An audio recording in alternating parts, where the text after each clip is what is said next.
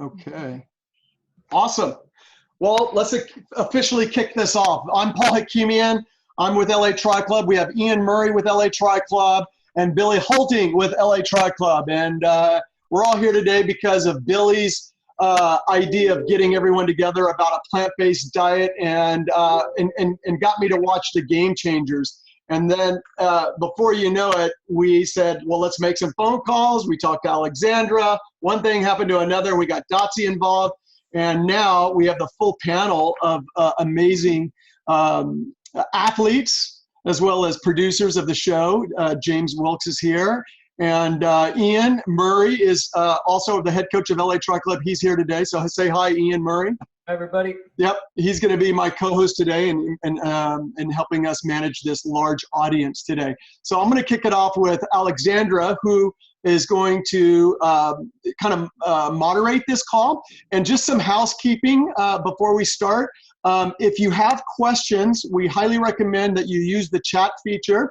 Go ahead and submit your questions during the talk. And Alexandra will read your questions. If you want to ask a live question, you can always, next to your name, raise your hand, and then we'll call on you when appropriate when we start opening up for more questions, okay?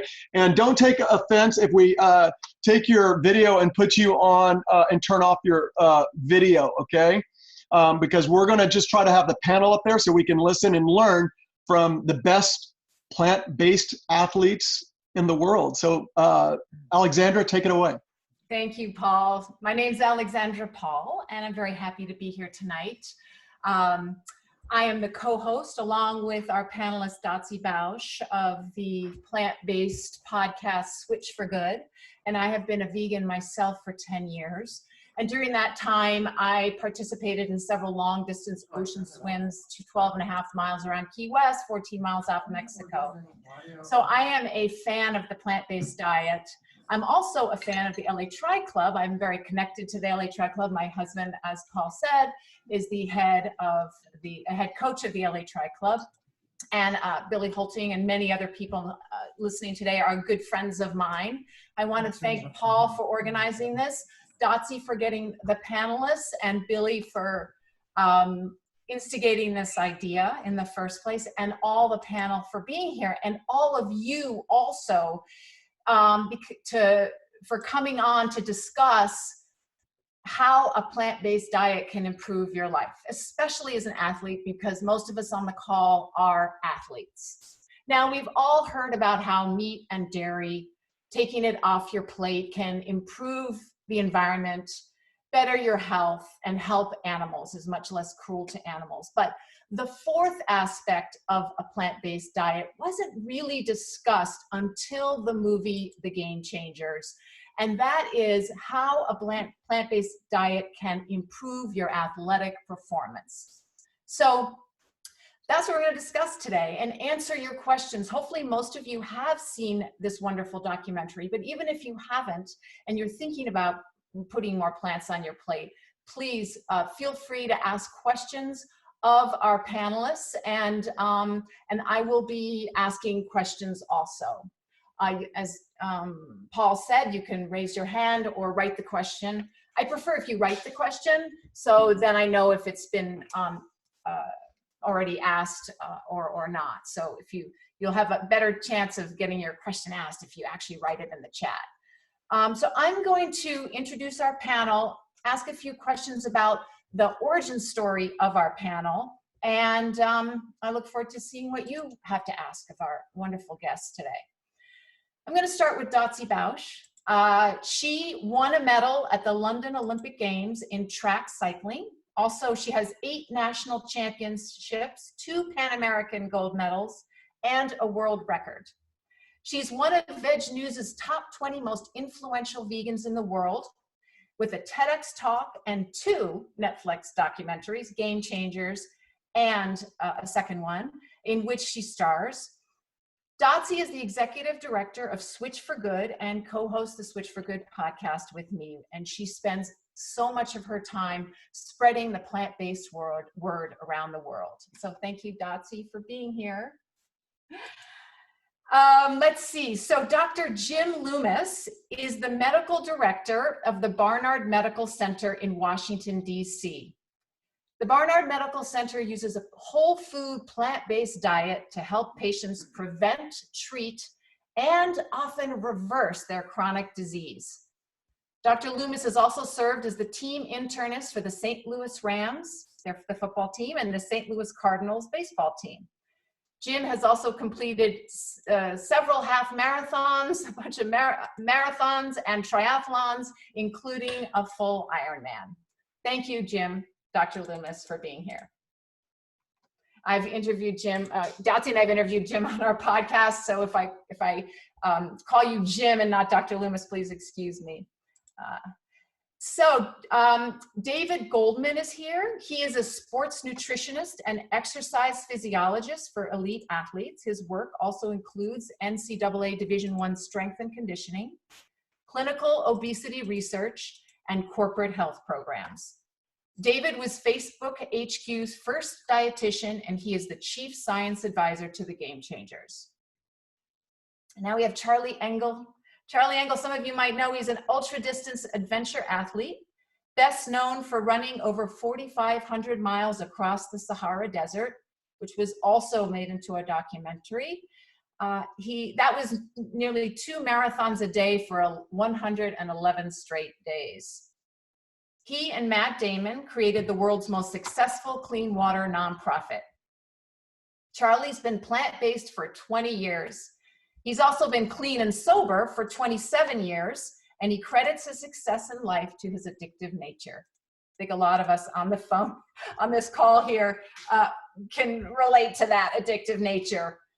Now I want to introduce James Wilks. He is the producer and the narrator of The Game Changers. He is a mixed martial artist best known for winning season 9 of The Ultimate Fighter. He also serves as a combatives trainer for government agencies, including the U.S. Marshals, the U.S. Marines, the U.S. Army Rangers, and the U.S. Navy SEALs. So it was James' evolution from meat eater to plant-based diet that you saw in The Game Changers. He was looking for a diet that would help him in recovery. And he came upon a plant-based diet. So I want to ask our panelists how their origin story. And Dotsie, I'd like to start with you since I introduced you first. Tell us, how did you become plant-based? Why did you become plant-based just a few years before the Olympics? Oh, Dotsie, come off of mute. Dotsie, you're on mute. Good idea. I'm off mute now. Yeah, it was a little crazy that I decided to do that, but I did. And I was hyper committed because I came in through the ethics route. So once I kind of uncovered all that, I was like, I'm doing this. But I grew up in the South and you know, very much so aligned with the false narrative that you need animal foods to be strong and big and recover well, and then definitely at the end of my athletic career inside the walls of the USOC that pressed the same exact message on us. So I was I could share kind of later what happened to my body in those couple of years, but it was, and that's my dog, so that's why I'll go back on mute. But anyway, yeah, that's how I came in. Dotsie, just to follow up, what was the actual inspiration? Was it for actually making the change? Did you watch a movie? Did you learn something? What was it? I did. No, I didn't watch a movie. I saw some footage. Some footage.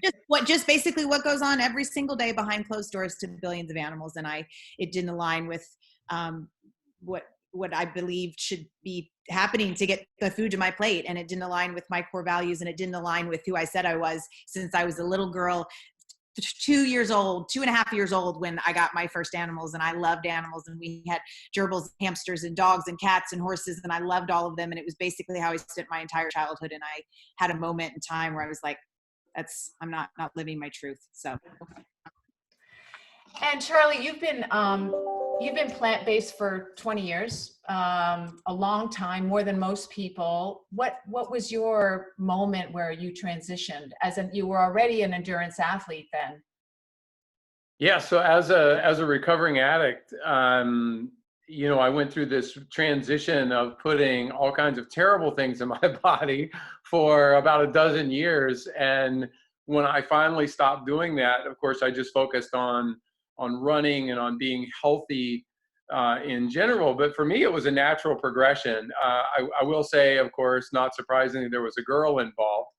And so she, was someone who ate a much healthier diet than I did. And, and I basically said, I'm going to just try this for 30 days. I want to see if it'll make a difference, because at that point I was running ultras, I was doing Ironmans, I was doing a lot of really long endurance sports. And I'm not a big guy, but I'm also not, I'm like 6'1", 175. So I'm not like the little water bugs who are 125 pounds. I like to have some muscle, and I worried that, of course, because I didn't know better, I worried that without eating meat that I would shrink up to nothing. And what happened instead was during that 30 days, I won 2 races. I slept better, I felt better, I smelled better. I won't go into details there, but it's just general health. Like all of a sudden I stopped emitting all of these toxins, out of me, and slowly but surely things changed. And that 30 days has turned into 20 years, 1 month at a time. And I just could never come up with a logical reason to go back.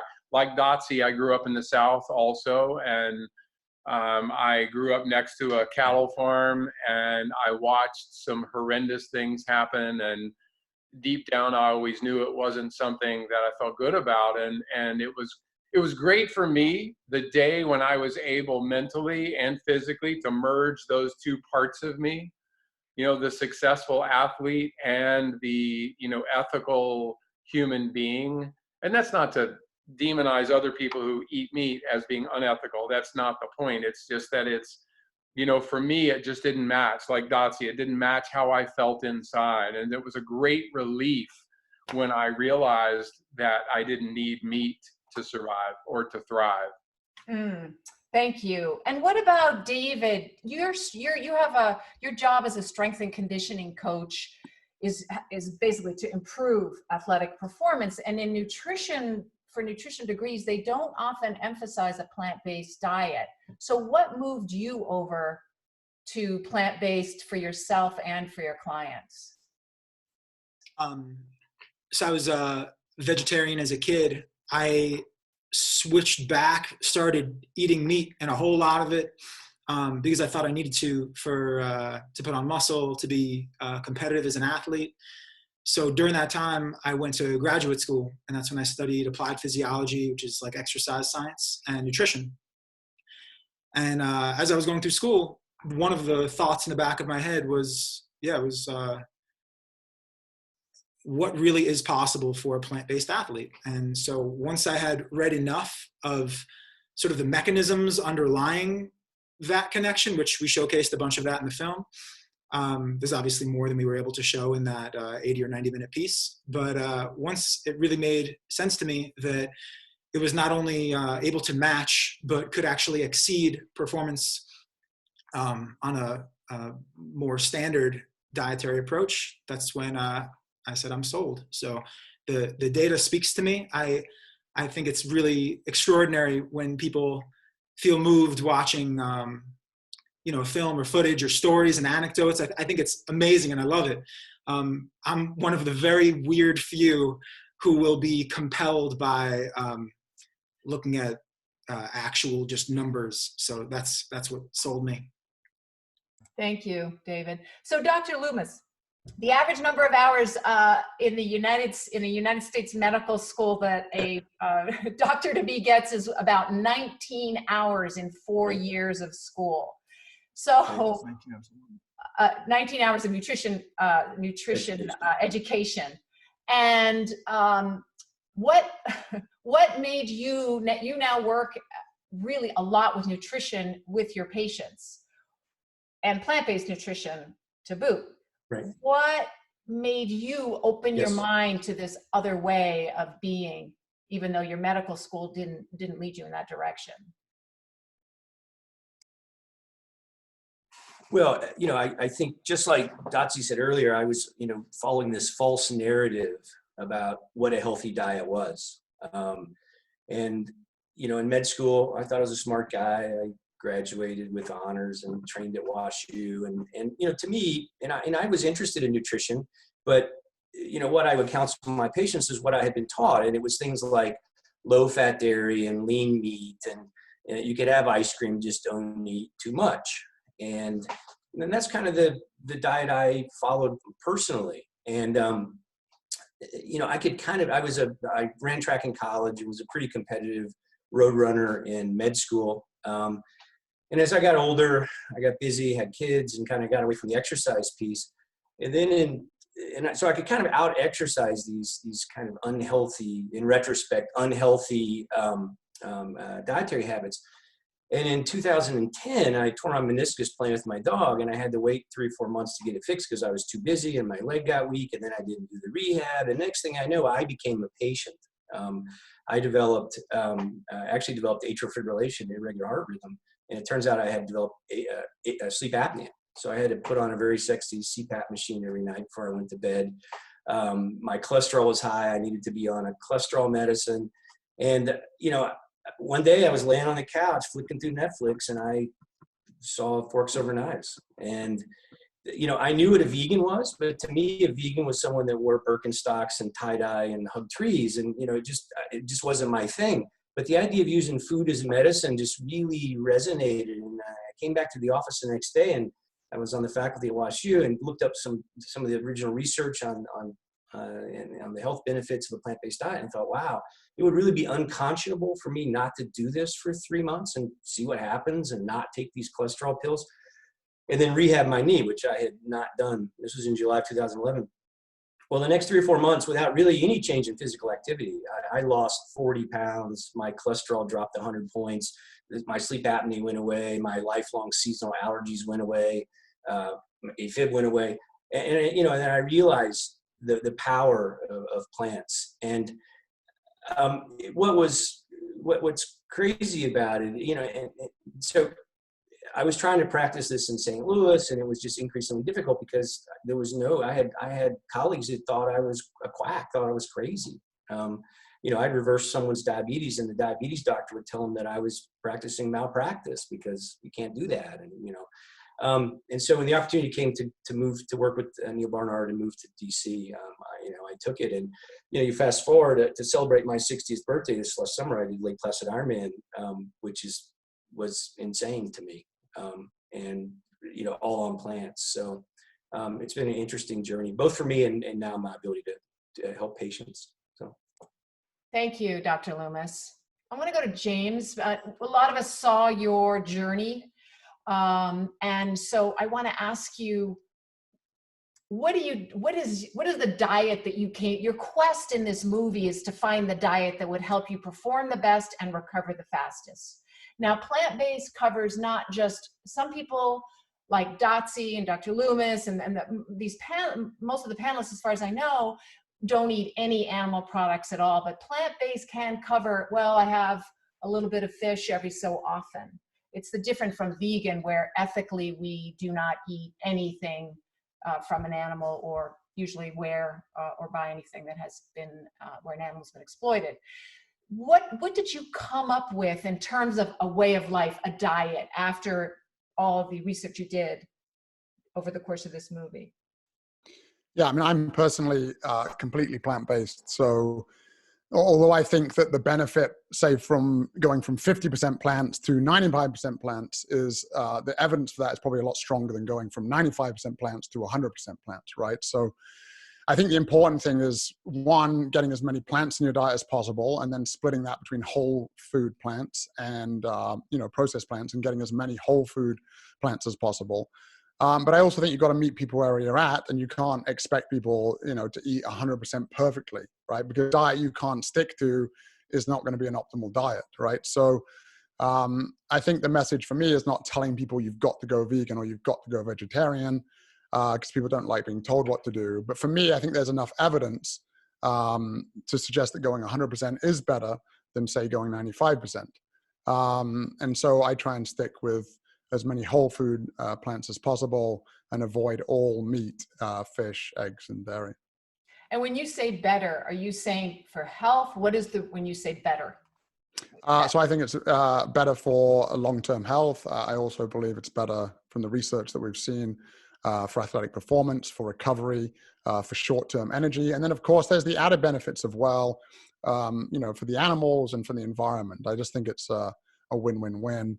And I really see no downside to it whatsoever. It's also, can be cheaper. There's been some research where they sort of played out what would happen if someone stuck to a diet that had about half as much meat as a standard American diet versus one that was completely plants. And on average, people would save about $750 a year. So, I think there are some challenges, right? Like, I think convenience is probably one of them, which can make it a little bit tricky, especially when you're traveling. But if you're committed, there's things that you can find anywhere, in the gas station, at the airport, any country I've been to, any city that I've been to. Even if it's not a big major city, there's always some food, fairly close by. And it's, so I think the convenience probably for some people, and I think that's been getting easier and easier over the last 5 or 10 years as there's more and more plant-based products available. But I just don't see any downsides to it. Great. Okay, so I want to ask the question, which is the protein question, which we all get. Deetra has sent it to us on the board here. And I know a lot of the people listening probably have that question. So I'd like to start with Dr. Loomis about how much protein do athletes need? And is there a difference between plant protein and animal protein? Is one better than the other?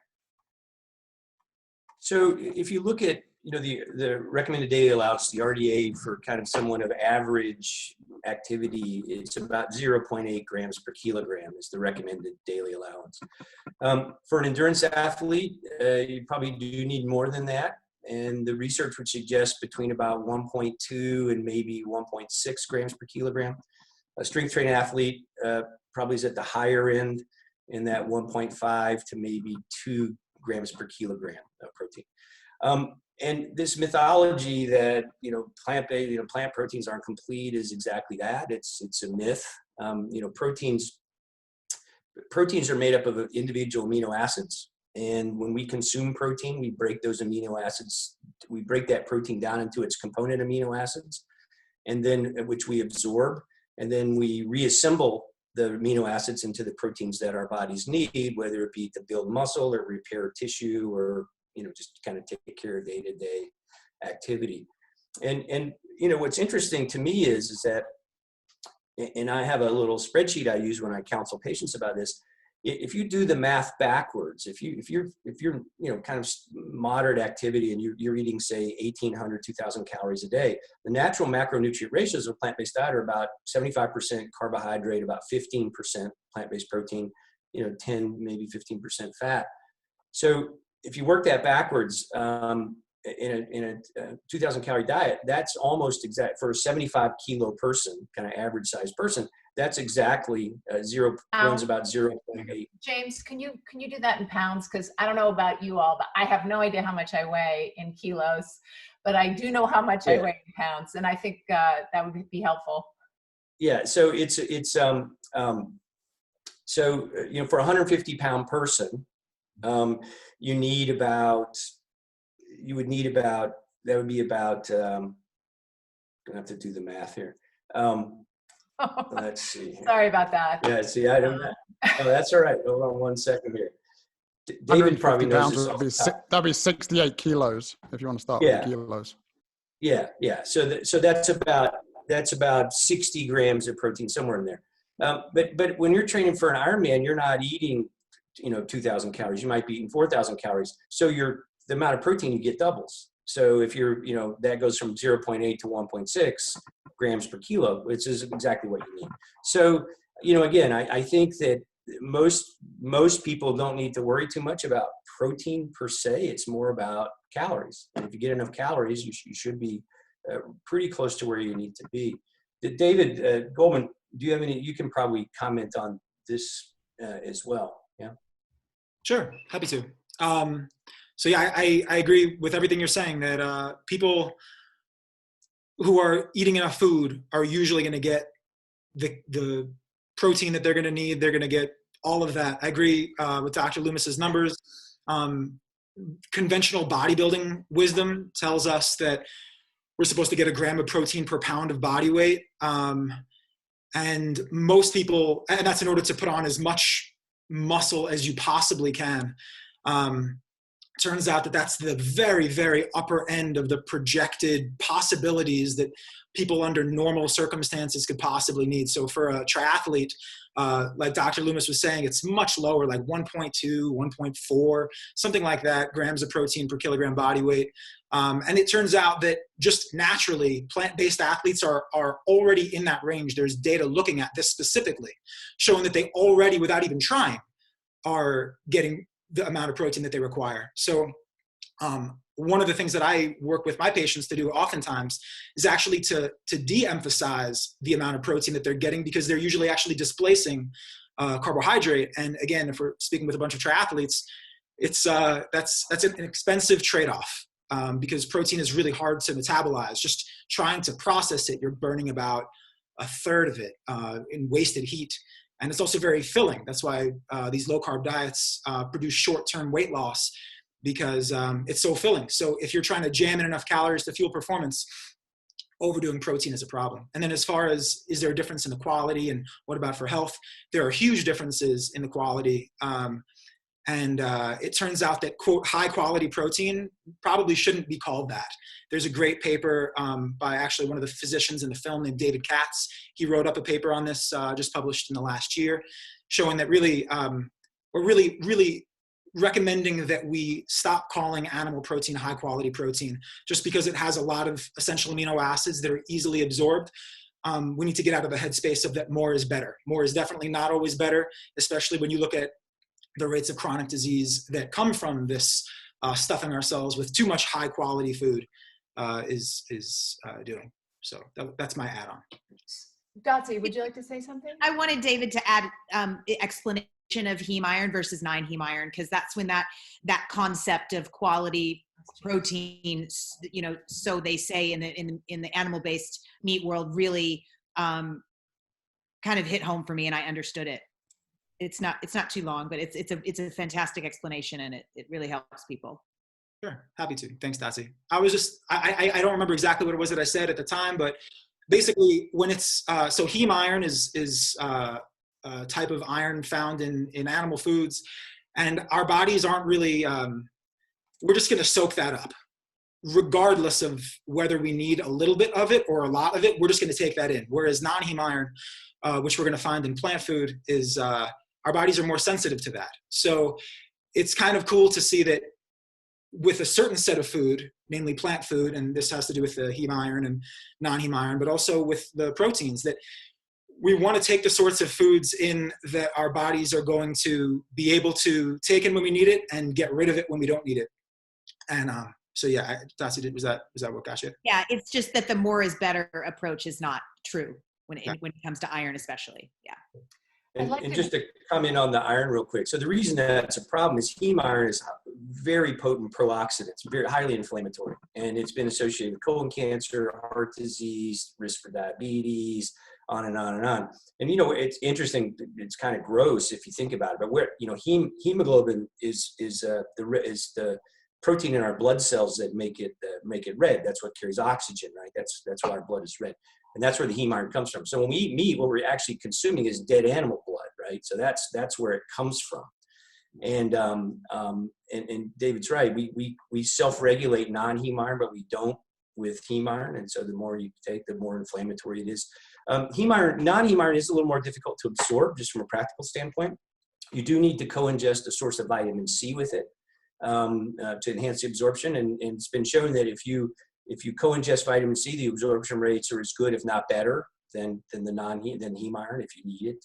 So the idea is to put some citrus, put some lemon juice in your salad, or finish the soup with some lemon or lime, snack on citrus fruits, things like that.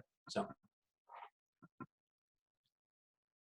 I want to go to James because his he deals with big guys fighting in the army, all the military branches and things. And so protein is a question that probably was very in the forefront of your mind, and that you get a lot around people. And you want to bulk up, where a lot of endurance athletes want to get smaller, they want to get lighter on the bike and faster on the run. And so, but your type of athleticism is a little different. So talk to us about protein and how much protein you get and how you get it.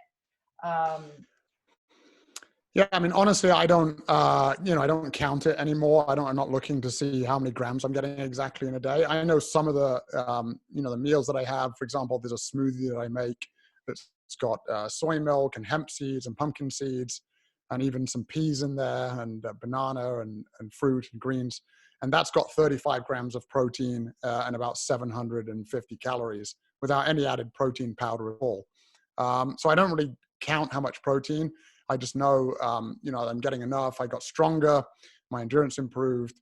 But again, I'm not counting anything at all because I just feel like I'm getting enough.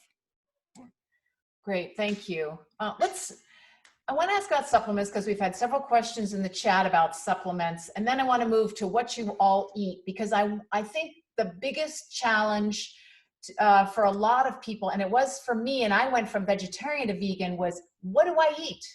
And so first, let's answer the supplement question. We discussed iron. Is there anything else that somebody who is only eating plants needs to make sure that they're getting? Does Dr. Loomis want to jump in, or David? Well, the main one is B12.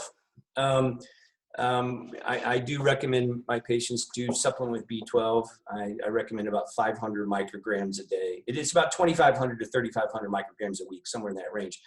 And as was pointed out in the film, there's a lot of misconceptions about B12. It doesn't actually come from meat. It comes from bacteria that live in and on the meat, which comes from dirt.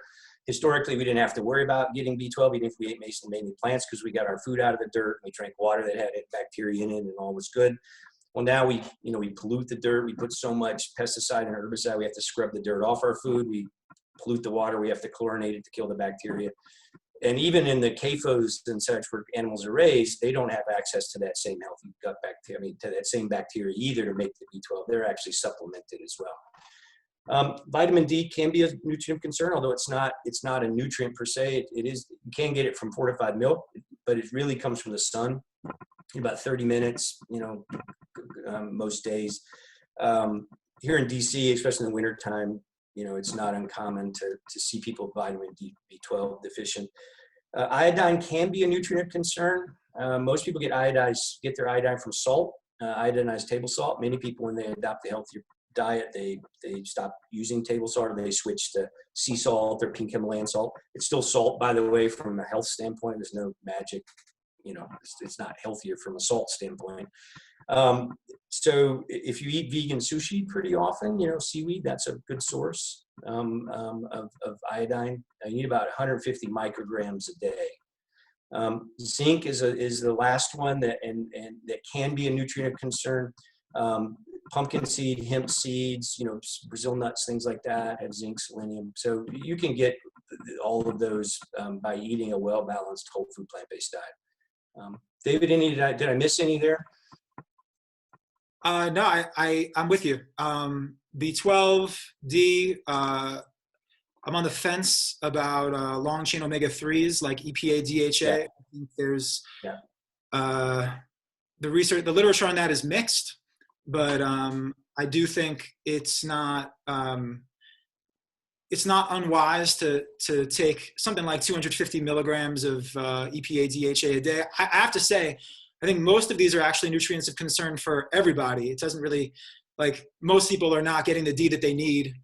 We shared research in the film from the Framingham Offspring study about B12 in omnivores. So I do think it makes sense for everybody, whether they're plant-based or not, to be getting many of these nutrients are basically are inadequate in the diets of everybody. So yeah, I think you hit it home with the ones that you mentioned, Dr. Loomis. And we want to make sure that when it's easy to have a junk food diet, no matter what you're eating, if you're an omnivore or if you're a vegan. And so we're talking about a whole food, plant-based diet here. So let's talk about what we eat. Maybe your favorite breakfast, a lunch, and I'll start with Dotsie, because I know Dotsie, and I know she has some delicious things bowls that she puts together. I think people have a hard time transitioning, and how would you recommend they transition? Is there a meal or two that you would recommend transitioning with? Well, first of all, this is a great time to transition if you're interested, because you're pretty much 100% in control of what is going in your mouth right now, right? We're not on the road. We're not in planes. We're not stuck at business dinners that they're feeding us, or stuck in hotels. So this is a great time to give it a go if you want to. And speaking of easeability, when we do get out of lockdown, I find now it is so easy at any ethnic restaurant at all. I mean, Mexican is easy.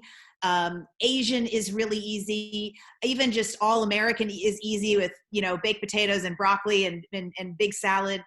I think Italian is extremely easy. I think when I think about it, the only place I can't really go anymore is my old Southern barbecue haunts. Like that's, or if I just want to have some iceberg lettuce, that's like the only thing really so it's very easy out nowadays. I mean, you just kind of have to be educated and know what you're doing. At home, I have more of a, I need more savory, unlike you, Alexandra, who's a little bit of a sweet tooth. So the morning, I don't lean much into the smoothies or the oatmeal. I like really grainy toast with lots of avocado and red pepper and lemon juice and, sliced onions. And, sometimes I'll put some fruit with that, a good mean tofu scramble or a chickpea scramble in the morning. And then every single day, at least once a day, if not twice, I make a massive, enormous salad that just has just whatever is in the refrigerator. I mean, it's kind of like everything with the kitchen sink salad. So all sorts of grains and legumes and roasted veggies or chopped raw veggies. I'll put hemp seeds on there and pumpkin seeds and, maybe a homemade cashew cream sauce dressing, or maybe just some salsa or, olive oil and vinegar or something. Dinner, we kind of tend to do the ethnic thing. Like tonight we're going to have Mexican. So it's going to be beans and avocado and salsa. And we have some plant-based taco meat that we really like, and just kind of do it that way. We both love tofu, my husband and I, so that makes it easy, because I love char grilling it or roasting it or put it in the air fryer. Get an air fryer. That's another tip. That's another good plant-based tip. So, and I learned that from Dr. Loomis. He raved about his for a year, and I finally got one like a year and a half ago. Awesome. Thank you, Dotsie. And Charlie, you are an ultra endurance athlete. People probably wonder, how do you get in all those calories eating whole food, plant-based, because you eat very healthy. Can you give us a meal, a breakfast maybe, or a lunch that you especially like that's easy to make for folks? Yeah, I mean, it's for me, everything begins with anti-inflammation, honestly. I mean, I'm 57 years old and I'm still running 100 milers pretty fast. And I attribute a lot of that to my diet. I will also say this as like a precursor: you can train your ass off, you can eat a really healthy diet, but if you don't hydrate and you don't sleep well, the effects of all of these things are really not gonna take hold in your body. So, for me, a breakfast, I am a creature of habit, so I do like my oatmeal in the morning. So really whole grain oats. Don't get the cheap, quick oats. Get something that's got some heft to it. And then I load it up with organic almond butter, a banana, some fresh fruit, some, you don't need to sweeten it up, because if you put the right things in it, it's not necessarily some hemp seeds, chia seeds. I will put some flax powder in there. It's really easy for dinners. We have fallen in love with our air fryer. So a lot of tempeh and tofu. I do like Beyond Meat. It's one of the companies out there. So I love gluten-free pasta, brown rice pasta you can chop up, a spicy Italian sausage that is from Beyond Meat. And it's just, I'm sorry, it's as good as anything I ever had, and way better, because I don't have to worry about what the vegan sausage was eating before I ate it. And so again, I think that supplementation can also help, and everything that I focus on is, again, anti-inflammation, because it's really important for me to keep inflammation down, both in the joints and my organs, and to allow the hard work that I put in every day to actually take hold in my body through sleeping and hydration. James, you mentioned that smoothie. Is that something that you think our audience might be interested in, or is there anything you'd like to share? I know the film itself doesn't go deep, although we see pictures of video of the athletes eating, but if people want to go to the website of the Game Changers, there are recipes there. But James, do you have anything that's easy and fast for these busy triathletes? Yeah, I think smoothies are easy. I think for me, people often ask what I eat, but I think it's always good to sort of transition from what you're currently eating. So while some people can just sort of jump into something completely different, if they were having bacon and eggs before for breakfast, to say you should have a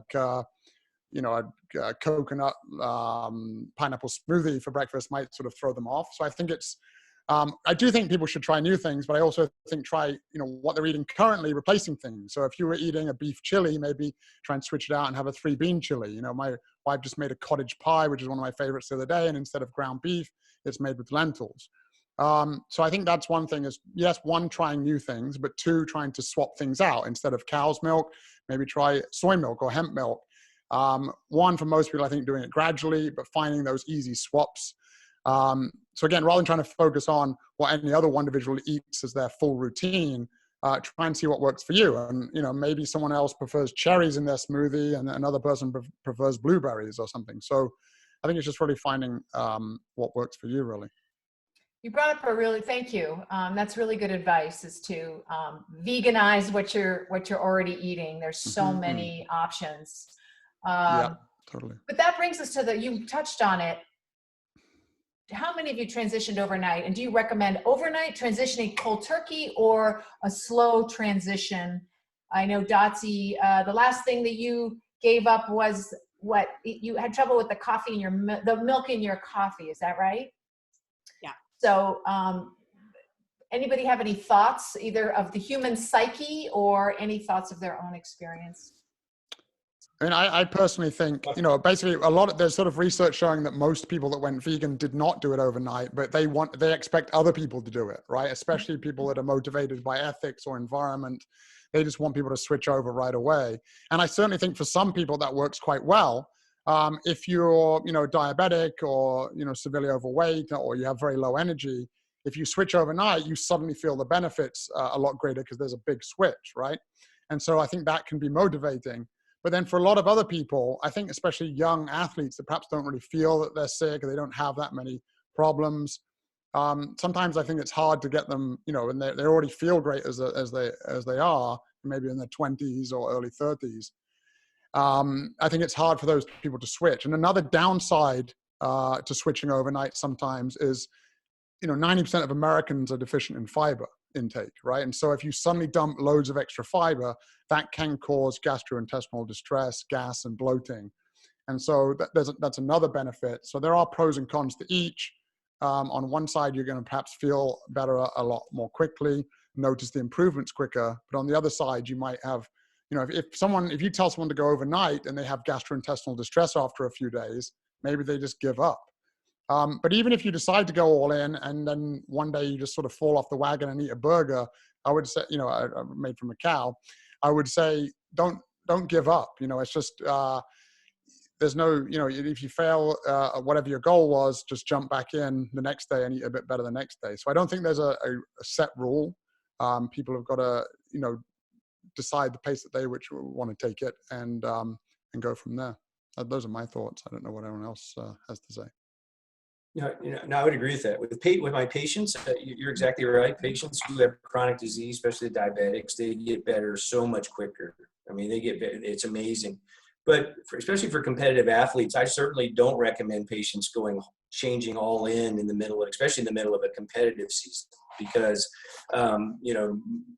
as Charlie said, many endurance athletes have this kind of addictive nature, and when you're all of a sudden you're changing up your routines and what you're eating, it can cause GI upset is the main thing, both kind of relearning what you need to eat after you work out and what you eat before, and just as you start to load up with fiber. It takes about 4 to 6 weeks for most people for that to kind of reset the gut bacteria, which is what's driving most of that gas and such.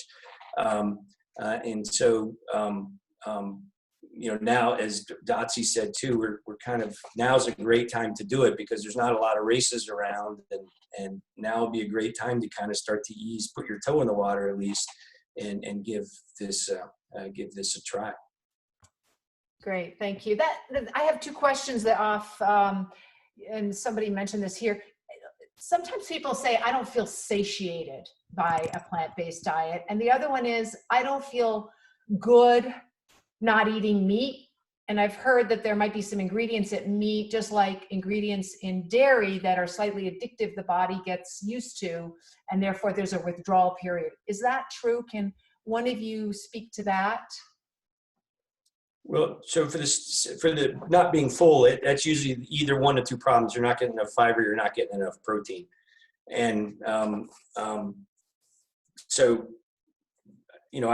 kind of have people keep a food diary and kind of go through that with them. And it's almost always a lack of one of those 2 things when they're not feeling full. For dairy, there is casomorphins in dairy, which are actually low dose opiates. The theory is evolutionarily they're there to get babies kind of addicted to their mother's milk, but especially in cheese where all that milk gets concentrated, there's a lot of these casomorphins, which is why milk and cheese in particular, is the hardest thing for many people to give up. And the theory is it may be related to this low-grade addiction. David, I'm not aware of any addictive qualities in meat. Are you? Yeah. Well, actually, if I can, I just want to throw onto the first piece, and I promise I'll get to that second part in just 1 second. Dr. Loomis works at one of the greatest places ever, and they just published a paper in January of last year. And I'm gonna be a nerd for a second and just tell you the title, because you're talking about satiety and fullness. This study is called "A Plant-Based Meal Increases Gastrointestinal Hormones and Satiety," which means fullness, right? More than an energy and macronutrient matched processed meat meal and then they list the different populations: type 2 diabetes, obese, and healthy men. This is a randomized crossover trial.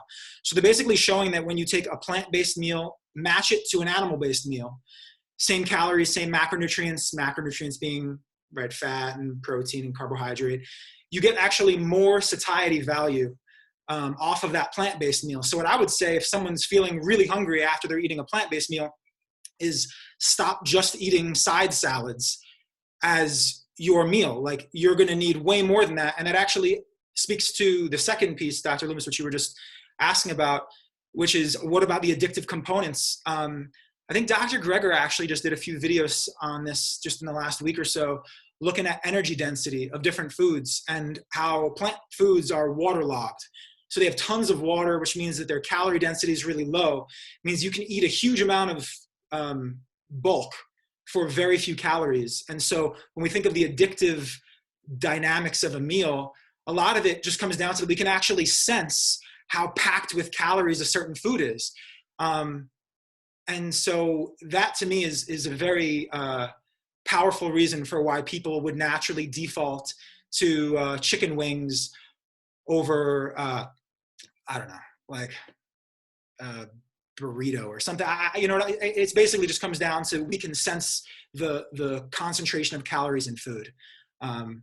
So yeah, those are my. The Dr. Doug Lisle from writes a book called The Pleasure Trap about that, if people want to learn more about it. Also, potatoes. Let's talk about carbs for a sec. People are so afraid of carbohydrates, and what we should be afraid of is the processed carbohydrates, but complex carbohydrates are great. Can we please talk about how great complex carbohydrates are? Because I think there's a really innate fear of them, and even folks, athletes, they worry about their weight, and they think that if they eat potatoes, sweet potatoes, winter squash, they will get fat. Who would like to bring that? David, Dr. Loomis? I can tell you what I tell my patients, because this comes up all the time. And it gets to a fundamental problem with the way we think about nutrition today. And it's this nutritional reductionism that we practice. And T. Colin Campbell's written a whole book about this called Whole. That we don't even talk about food anymore. We talk about what food's made out of. We talk about carbohydrates and protein and fat. And if you think about it, 20 years ago, we worshipped carbohydrates and we demonized fat, right? That was the era of the Snackwell's cookies, right? Well, now we're worshiping protein and we're demonizing carbohydrates. Carbohydrates are not the problem. It's the package the carbohydrates come in. So you look at if you look at an apple, for example, small apple has maybe 25 grams of carbohydrates, about 100 calories. Where are the carbohydrates at? They're in the apple, right? We eat the apple, we do physical work to break the apple apart. That carbohydrate, sugars, slowly released into our digestive tract. The soluble fiber absorbs water. It actually slows the progression through the digestive tract. We've got antioxidants and vitamins, and all is good, right? Insulin levels don't shoot up. All is good. We take that same apple, the exact same apple, we squeeze out the exact same 25 grams of carbohydrate, the exact same 100 calories. You put it in a glass, you take it to the chemistry lab, put it in a calorimeter, it's the same calories. We analyze the carbohydrate, the sugar, biochemically, the same sugar. But now we drink it. In no way, shape, or form, physiologically, are those carbohydrates handled the same, because that sugar is absorbed right out of the upper part of our digestive tract. Our sugar levels shoot right through the roof. Insulin levels spike. We do that over and over and over. Next thing you know, you got type 2 diabetes. So it's not carbohydrates, because it was the same carbohydrates. But when we process food, right, we convert food that's inherently, as David was talking about a minute ago, inherently nutrient dense, and then we turn it into something that's inherently calorically dense, and so that's the problem. James, I just wanted to add in one thing to that as well, is that rather than thinking of complex versus simple, I think it's like whole food versus refined, right? Because there are simple carbohydrates in, say, a banana or whatever, because it's tied to the fiber, it acts differently. And I think that is sometimes conflated as the sort of complex versus whole and simple versus refined. Is we want to think about that there can be healthy, good fuel coming from both simple and complex carbohydrates if they're coming in a sort of more whole form. James, as an athlete who wants to, all of you athletes, most Americans want to have muscle but low body fat. Do you find that carbs, when you raised your carbohydrate levels, because before you said you were pretty focused on protein, did you have to watch your carb intake, or was it not an issue? No, it wasn't an issue at all. I mean, if you look at the studies, whole food carbohydrates are actually correlated with inversely correlated with body fat percentage and waist circumference. So again, it sort of, totally dispels that myth that carbs make you fat. As Dr. Loomis was saying, it's the type of carbohydrates. And when they're bound to the fiber and eaten with the fiber, it's, obviously if you have like white sugar, that's very highly calorically dense. So you're going to eat, those stretch receptors in your stomach aren't going to be hit. You're going to absorb those very differently, and you're going to eat more of it. Have a can of soda, that's, not the right way to go. Certainly eating whole food carbohydrates is actually going to reduce body fat. Yeah, but I lost 70 pounds on a high carbohydrate plant-based diet. So, it's not an issue. Dotsie, you're in a sport of track cycling, which needs a lot of power. And of course, being, obviously you don't want to have excess weight either. You have an organization, Switch for Good Foundation, which focuses on ditching dairy and the benefits for athletes of ditching dairy. Can you talk to that specifically? Yeah, sure. So, I mean, for cyclists, so obviously that's one of the disciplines in triathlon. We are trying to be strong and fast, because if you can, spin the 5611, at whatever 100 RPMs for a long time, you're gonna win the bike race. So, I was very focused leading into the Olympics on building strength, because I had transitioned over from a 10-year road career where I was smaller and leaner, and I had a lot of muscle to build. And that was, to me, that was the most profound change that my body made in terms of the weight that I was able to move on in the inverted leg sled. But also, and there's definitely a scene on this in the film on blood and how much of an impact a single animal-based meal can have on blood flow. So in my event, how do you see the chat?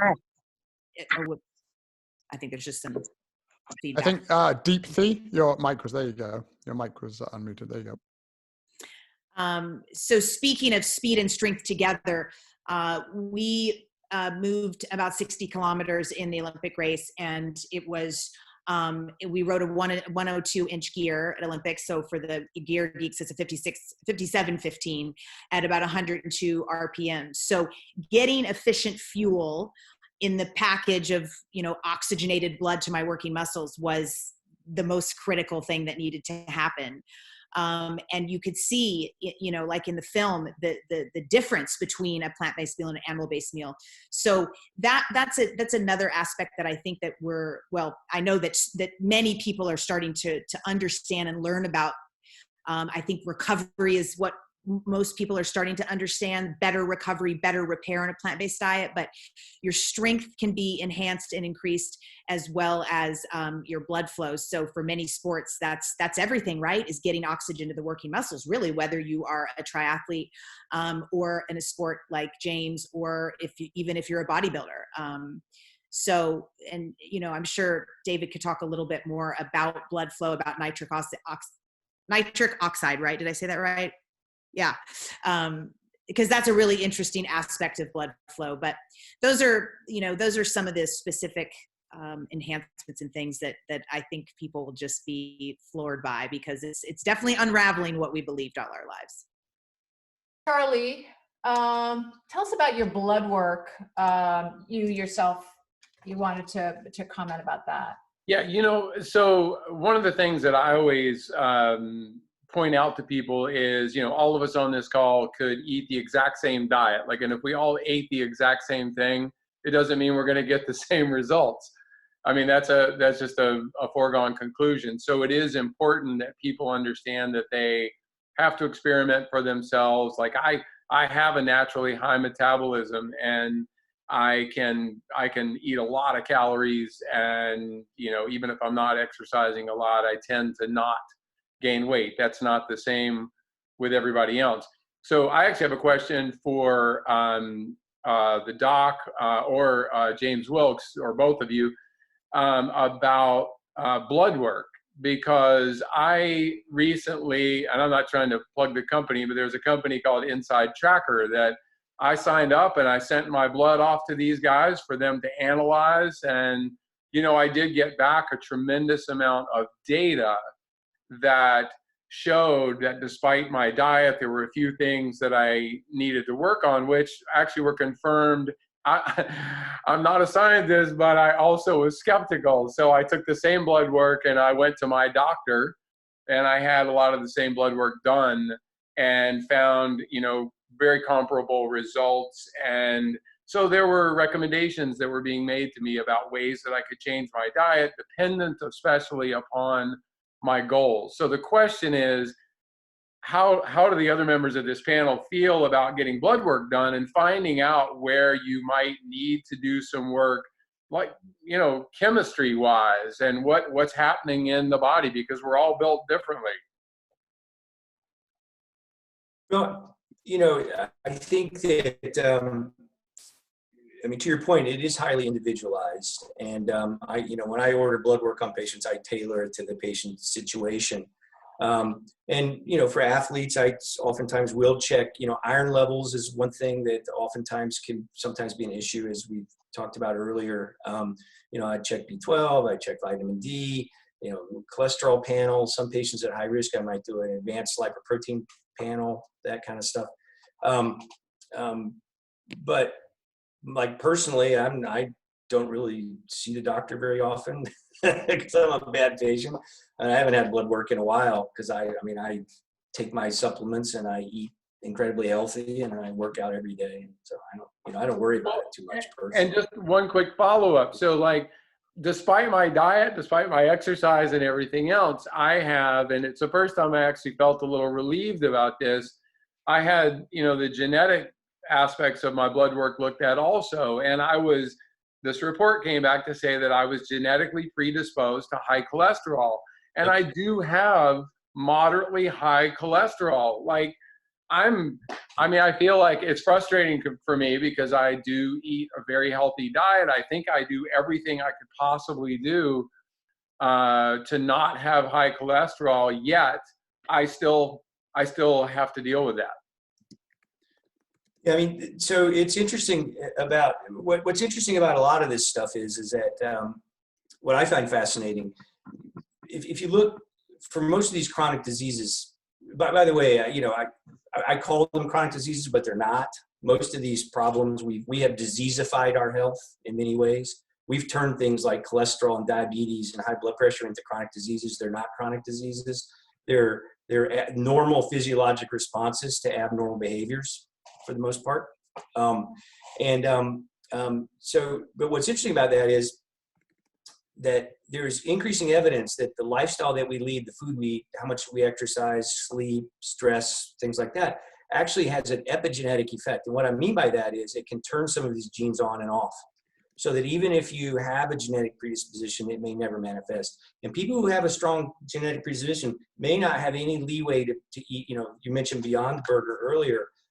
Yeah, it's okay, but it's about 30% fat, mainly coconut oil, which has been shown to raise LDL cholesterol. There's just two studies that just came out just fairly recently about that. And so when I have patients who are struggling with high cholesterol, for example, and even though we eat healthy, sometimes I'll actually have them use an app like Chronometer and get 24 or 40 hours worth of data, and I just have them look for two things. You want your fiber intake to be north of 50 grams, closer to 100, and you need your percent of your calories as fat less than 15%, closer to 10. And if you get those two things done, if you get those two, hit those two goals, oftentimes that'll bring cholesterol back under control for most people. Yeah, thank you so much for that. Again, also I would point out I'm a 4th generation addict. Like that runs in my family too. Right. Yeah, right. I did make a change and decided that probably wasn't the healthiest path for me. So I appreciate what you said. Thank you. Yeah, and what's interesting about genetics, by the way, what else do we inherit from our families? Dotsie mentioned this earlier. I'm from the South as well. I grew up in Arkansas. We inherit our plates of food, right? So where did I learn? It's 4th of July, so it's time to barbecue ribs and hamburgers, or I'm going to go to a baseball game and have a beer and a bratwurst, or it's the Little League team won, so let's go eat pizza. We inherit our plates as well, and it's something we don't think about. And what we inherit on our plates is probably much, much more important for our long-term health outcomes than the genes that we inherit in most situations. Yeah, I got addiction and a sense of humor. So Dotsie, you have high cholesterol in your husband. Yeah. And he's because I know many people who say I have high cholesterol, but it runs in my family, and that seems to give them leeway not to make any changes at all. How long, or they say, but I became vegan, but it didn't work, so I went back. How long does somebody need to make a change in their diet, and how much of a change does it need to be? 100% before you see, for example, cholesterol go down? And well, I'm sure everybody is quite specific, you know, and unique into themselves, right? Based on everything they were just discussing. But I mean, for our personal situation, hypercholesterolemia, and it's first of all, it just sort of sucks because he eats a really healthy, whole food, plant-based diet. It's annoying, but it's you know, for somebody that's starting to transition over, I wouldn't suggest this, but he aims for 100 grams of fiber a day, and that's something that will keep it down. He doesn't, you know, get it every day, and he doesn't always reach the goal because it's kind of a lot. But somebody that's brand new, that's going to be a lot of fiber for their gut. So, you know, I'm sure the doc can talk about what you might suggest. Maybe it's a little bit of help from Western medicine for a bit to get it low enough, and then they can start to transition their diet, and their diet takes over, kind of like you transitioned, Jim, right? You were on some medications and then, you know, transitioned your diet, and then were able to then eventually get off the medications. Right. No, that's right. And there are other things too. I mean, I'm not a big fan of cholesterol medicine, except in specific conditions. So there's other tests you could do, like coronary artery calcium score, to further kind of stratify heart disease risk and things like that. But it is highly individual. However, I've seen patients in 2 weeks drop their cholesterol, like tremendous, you know, 100 points in a couple of weeks. I mean, you look at the program that Rip had in the film for the firefighters. So, you know, a couple of those folks had tremendous, very short term, like 1 week drop in their cholesterol, 50, 7,500 points. So, and I do see it. James, I want to ask you, because in terms of change in the movie, you do this rope thing. What do you call that? Battling ropes. Yeah. Battling ropes, and you just made tremendous strides in a very short period of time. Can you talk about this change in you when you switched? Yeah, I mean, so my endurance improved significantly. I went from 8 minutes on those battling ropes to an hour. I was just shocked. What I also didn't mention in the film was that my bench press, I'd been stuck at about 105 pound, dumbbells in each hand for a dumbbell bench press for 5 reps. And, within a month or so of switching, I was able to do 115 pounds for 6 reps per set. And just sort of really shocking. I mean, not everyone gets those results, but we have heard very similar results. I think the biggest thing that of everyone that we interviewed for the film, all of the athletes, was that the inflammation and the speed of which they recovered improved. And that was across the board. We heard from everybody. So some people may or may not get strength gains or significant endurance gains extremely quickly. But I think everyone's going to notice that recovery, which again is going to turn into a better workout on your next workout. You can train more properly. And I think that's going to be the biggest benefit that most people are going to see. Oh, you're on mute. Yeah. Oh, sorry. We have a question about immunity and the gut microbiome. And David, I wanted to know, how does a plant-based diet help improve immunity? And does it have anything to do with our gut microbiome? So there's a few things I would throw out there. One is there was a paper just published in something called the Nutrition Bulletin. The title of the paper is called Plant-Based Eating Patterns and Endurance Performance, a focus on inflammation, oxidative stress, and immune response. So they're basically tying in the immune side of things into the performance. And so there's absolutely a link between the quality of the food that we eat, eating more fruits and vegetables, absolutely having immune boosting effects. In terms of the gut microbiome itself, absolutely there's data looking at that too.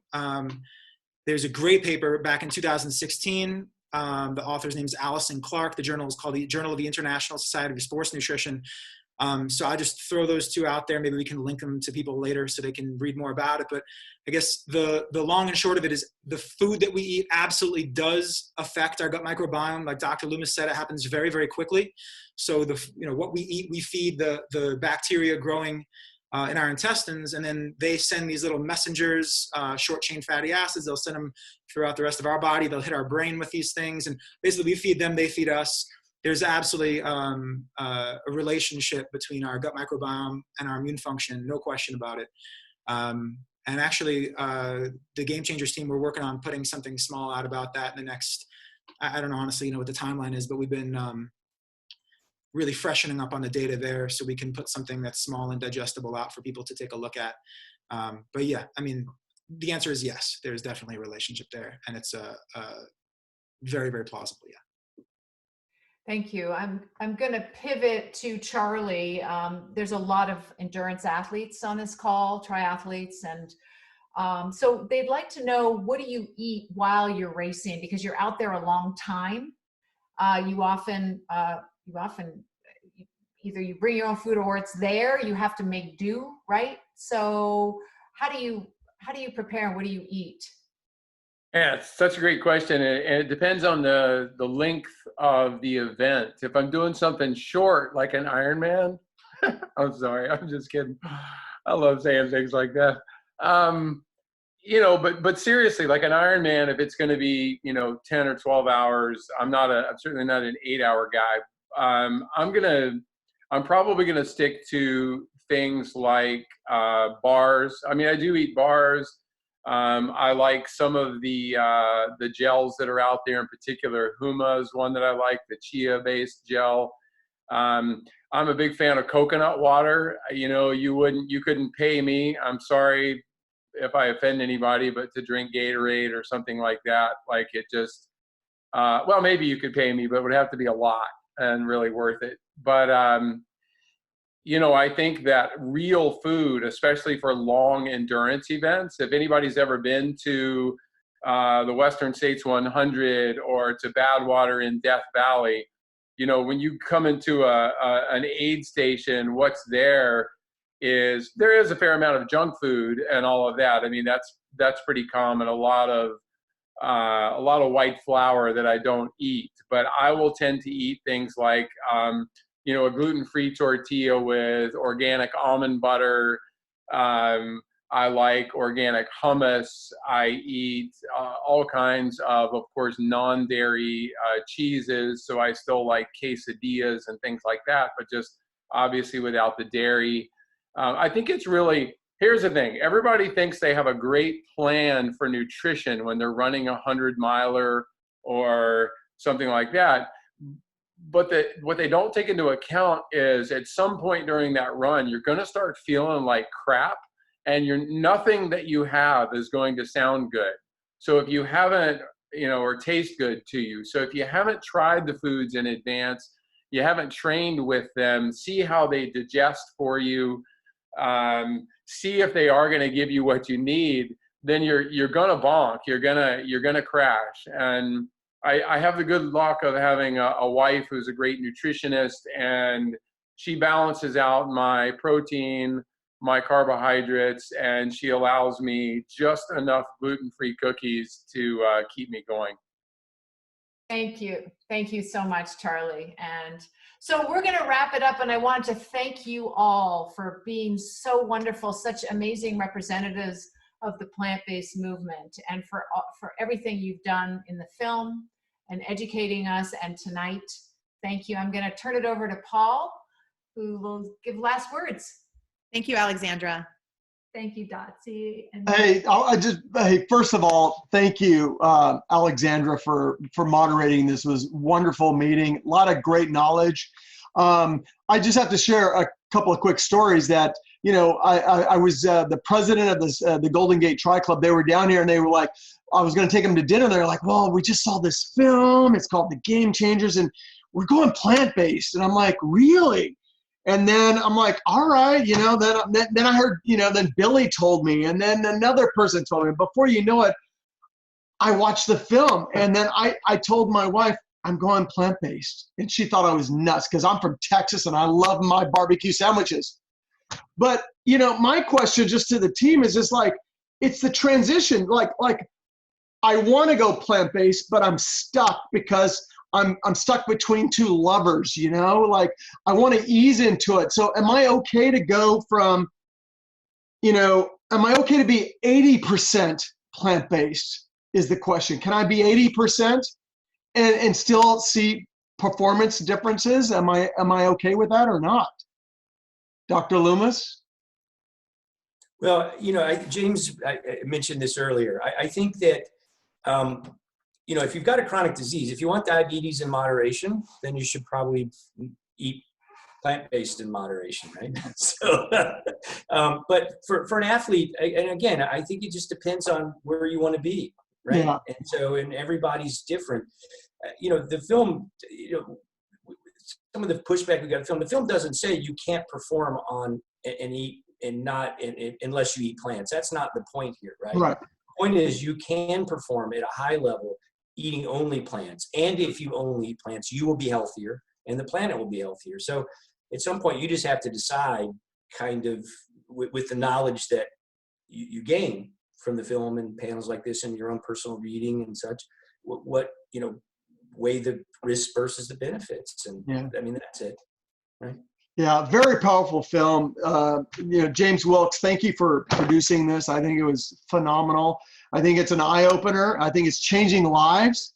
I mean, really physically changing lives. So I applaud you for that.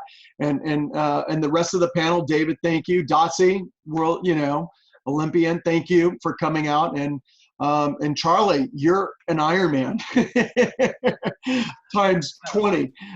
So thank you all for joining us tonight. Really appreciate it. And I hope this film, you know, impact you as much as it did me, to everyone else. So thank you. Oh, thanks for having us. Bye. Thank you. Thank you, guys. I'll end it there. Thank you. All right, thanks.